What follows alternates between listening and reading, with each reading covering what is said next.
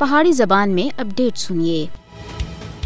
بھارت سن مقبوضہ جموں کشمیر کے اندر انسانی حقوق کی خلاف ورزیاں دی انتہا کر کے دی ہے۔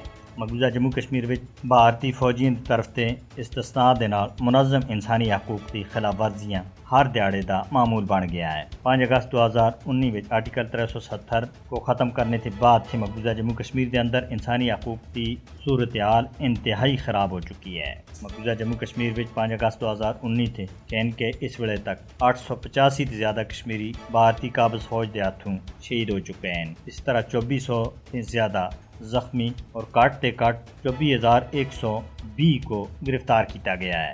بھارت ظالمانہ اقدامات کے ذریعے کشمیریوں دی آزادی دی آواز کو دبانے دی ناکام کوشش کر رہا ہے۔ مودی حکومت اپنی تحقیقاتی ایجنسیوں کو کشمیریوں کو خوفزدہ کرنے اور دبانے دے واسطے مسلسل استعمال کر رہی ہے۔ تقریباً 10 لاکھ بھارتی فوجیوں دی موجودگی سن مقبوضہ جموں کشمیر کو دنیا دا سب سے زیادہ عسکری زون بنا کے دا ہے۔ اتنی بڑی تعداد وچ مقبوضہ جموں کشمیر کے اندر فوج دی موجودگی وجہ دے کشمیریوں کو ساہ لینے کی بھی پابندی ہے۔ بھارت مقبوضہ جموں کشمیر وچ انسانی حقوق کی سنگین خلاف ورزیاں کر کے بین الاقوامی قوانین دی کھلم کھلی خلاف ورزی کر رہا ہے اور بھارت کو پوچھنے والا کوئی بھی نہیں ہے۔